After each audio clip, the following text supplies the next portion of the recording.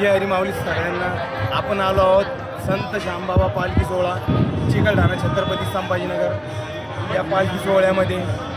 तर आपण दिंडी सोहळ्याचे प्रमुख हरिभक्तपरायण घोडके महाराज आणि हरिभक्तपरायण तुकादास काटे गुरुजी यांचे विचार घेऊयात.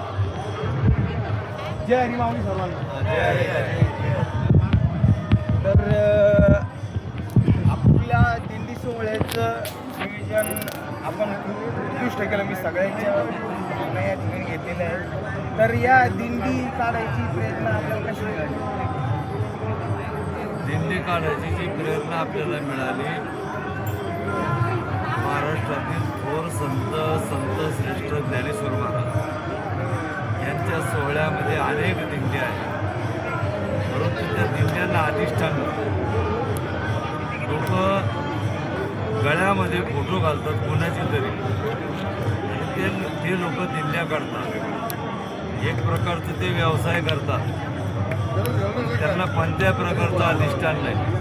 परंतु आमच्या संत श्रेष्ठ श्यामबाबा हे आमच्या चिकलठाणाचे अधिष्ठान आहे. त्यांना समाधी घेऊन जवळजवळ 33 वर्ष झालेले आहेत. 33 वर्षापासून ते लुप्त अवस्थेमध्ये होते. अलीकडच्या 10 वर्षापासून प्रत्येकाच्या मनामध्ये होतं की आपण दिंडी काढावी, कारण दिंडी काढण्याकरता अधिष्ठान लागतं. संत श्यामबाबा हे अधिष्ठान आहे आणि अधिष्ठान असल्यानंतर त्याला असं सुप्त ठेवून चालत नाही. तर त्याचा विकास व्हायला पाहिजे. जसं एखादं झाड असतं तर त्या झाडाचं बी जर उठलं त्याला जर आपण टोपल्याखाली झाकून ठेवलं तर त्या झाडाची वाढ होते. त्याप्रमाणे काटे गुरुजीसारखे महान साधू त्या क्षेत्र चिकलठाण्यामध्ये सेवा करतात. मी सुद्धा जवळच आहे. आमच्या मनामध्ये असं आलं आपल्याला अधिष्ठान भक्कम आहे. आपण संत श्यामबाबा महाराजांचा पायी दिंडी सोहळा श्री क्षेत्र चिकलठाणा श्री क्षेत्र पंढरपूर असं एक मनामध्ये संकल्पना निर्माण झाली.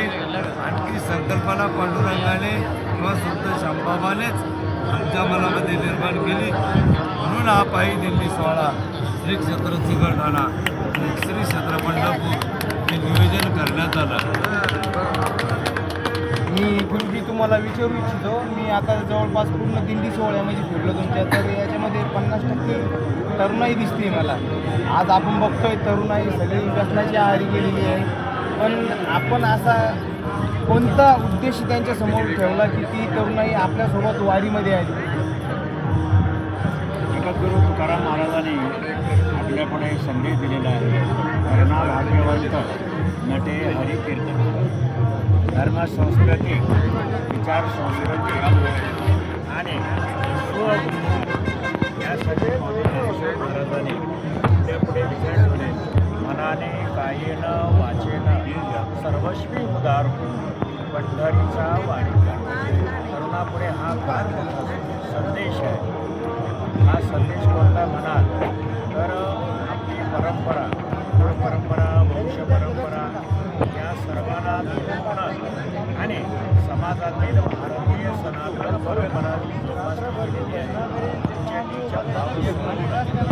हे विश्वाची माझे घर असा संदेश धारण करून आणि यामध्ये निरक्षरपणा जाऊन साक्षरता प्राप्त होते, ज्ञान प्राप्त होतं, एकात्मता प्राप्त होते आणि मी तो मनाचा भाव होतो. करुणापुढे या माध्यमातून आणि सेवाभाव अंतःकरणामध्ये, नम्रता भाव अंतःकरणामध्ये आणि आपल्या भारतीय परंपरेविषयी आपल्या वाडवडिलांनी केलेलं जगाच्या कल्याणासाठी कार्य त्याच्या अंगी उतरतं. म्हणून ही वारी परंपरा अत्यंत एकात्मिक भाव एकत्र करून विश्वाला संदेश देणारी आहे. संत श्यामबाबा महाराजांनी आपल्या क्षेत्र चिकलठाणा येथे आणि अहोरात्र सर्वांशी एकरूप करून आणि हा संदेश भक्तिनाथ महाराजांच्या अंतःकरणात प्रेरणा की आपण असं तुम्ही संत मायबाप महात्म्याने तुम्हा मला माहेर पंढरपूर दाखवून आणि निर्धामाला गेले. आज त्यांचा संदेश घेऊन आपण त्यांच्या संगतीने माहेर पंढरपूरला सर्वाशी मिळून स्त्री पुरुष जात धर्म पंथ देश काल हे सर्व भेद विसरून तुम्ही आम्ही एका भगवंताची लेकरं आहोत. नम्र भावनेनं एकमेकाशी राहून आणि आपण एक संघटित होऊन धर्म सनातन परंपरा जोपासली पाहिजे, हाच संदेश या वारीच्या माध्यमातून दिला जातो. रामकृष्ण हरी. धन्यवाद माऊली. आपण बघू शकता या सोहळ्यामध्ये या दोन गुरुवर्यामुळं जी छोटी लहान मुलं गावाकडे मोबाईल, शहरामध्ये मोबाईल व्यसनाने वाया गेलेत आणि ज्यांच्या हातात आपल्याला कंटिन्यू मोबाईल दिसतो त्यांच्या हातामध्ये या गुरुवाऱ्यांनी टाळ देऊन त्यांना सद्मार्गाला लावलं. असं या दिंडी सोहळ्याचं वैशिष्ट्य. म्हणून मला हा दिंडी सोहळा जरा वेगळाच वाटला. त्याबद्दल या दोन्ही गुरुवाऱ्यांचे शतशः आभार.